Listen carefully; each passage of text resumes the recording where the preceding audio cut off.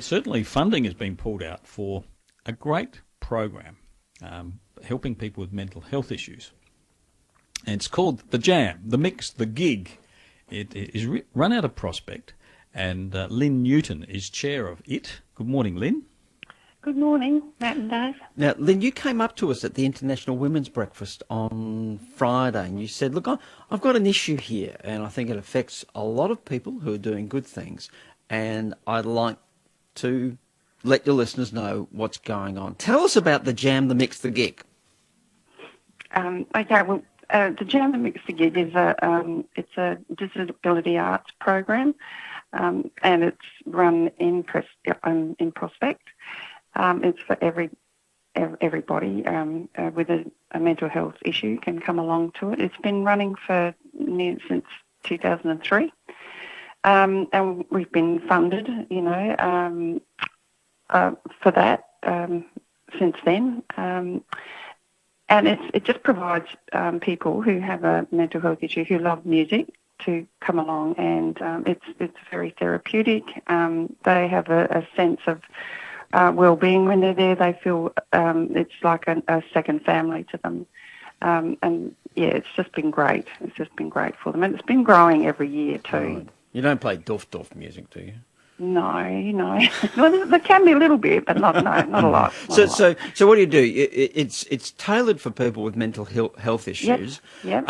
But they're interested in music. It might be the technical side. It might be playing an instrument. Is it singing as well?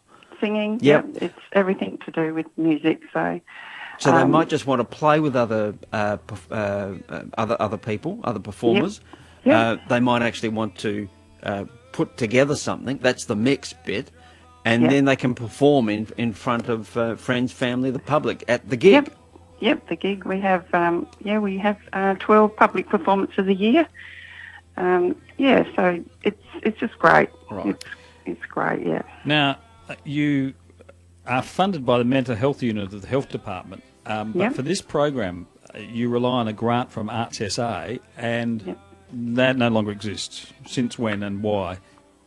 Well, we put in, like we do every year, for our grant to be funded, and this year, for some reason, we're not quite sure why. We've just been told that they're not going to fund us again. So we were not told really why. We were told that we didn't meet the criteria, which was a bit of a shock to us because we had got this funding in this category for the last two years, and nobody said that we weren't doing what we were supposed to be doing or meeting the criteria.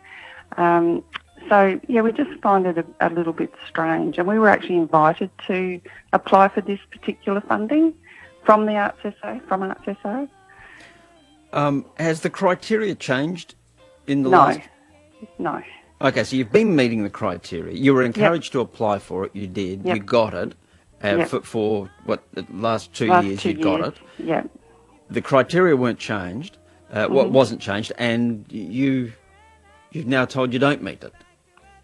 That's right. And will you be able to keep the program going now that you haven't got this $26,000? You're closing it down. This is the core money to keep the program running. The money we get from the mental health unit is extra. That helps us to apply for funds and to do other things, like we've been to Port Pirie doing joint groups, out in the country, and we also work in partnership sometimes with Tony Doyle Visions. It's another disability workshop that supports people with other disabilities other than mental health. So we do lots of collaborative work as well. Is there any similar program to this that you know of, Lynn? No. Because as I understand it, I think music can be a very powerful tool in helping people with mental health issues, and in terms of being able to then put on a performance, that actually can be a very healing thing. Because there's a whole lot of things there that the music's working through them, and there's confidence involved, and in being able to stand up in front of family or others and put on a work. Yeah, that's right. It's great. I love the gigs because it really is. The night is a fun night. Family and friends come along. It's just really great for the participants. I mean, the participants are absolutely devastated that this has happened. They can't believe it. How many people are we talking about? Well, we're talking about 40 people all up.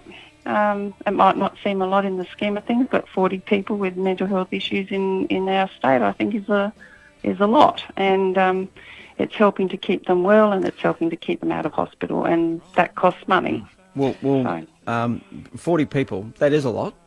That, and $26,000 is not a lot of money. In fact, that's not even that's a fraction of the pay rise that's been handed to the head of the Premier's department.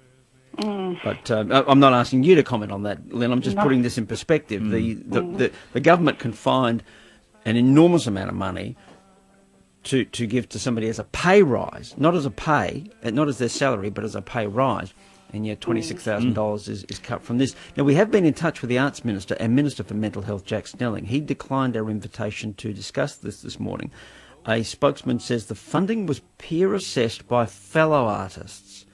Presumably the peer assessment panel have decided this time there are more worthy projects deserving of funding. This person says the Minister has nothing to do with that decision on who does or who doesn't get the funding, so he won't be providing comment on the panel's decision. He suggests we ask Arts SA. If we want further comment. So it's government money, but don't ask the Minister. No. And I've got a funny feeling if the Arts Minister wants something to keep going, if the Arts Minister wants something to keep going, the peer assessment by fellow artists might be made aware of that. I don't know, Lynn, but far be it for us to suggest that. The funny thing is that Jack Snelling is the Minister for the Arts, and he's also the Minister for Health and Ageing.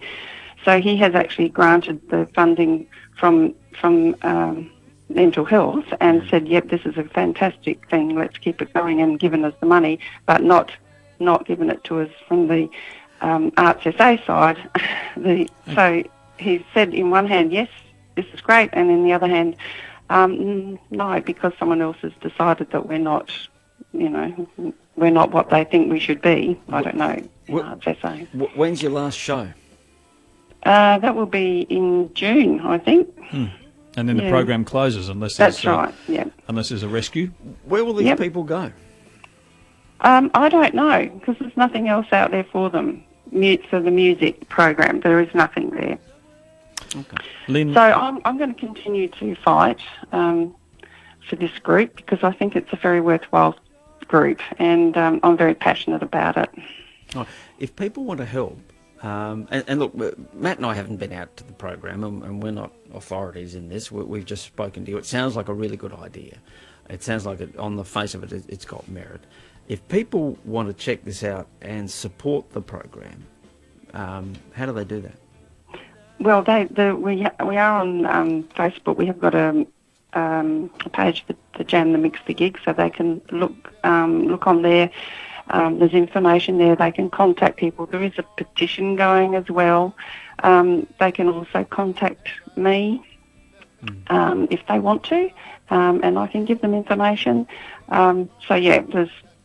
There's plenty of ways to find out about it. Well, there might be some private sponsorship out there that could fill the gap if the government hasn't got the money, and the public dollar is tight. But well, we were told it wasn't actually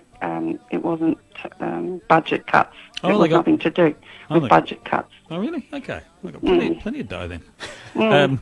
Lynn Newton, thank you. Thank you. And thanks for having me on and for letting me air this. It's close to my heart and close to a lot of people's hearts, I can tell you. So. And thank you, Lynn.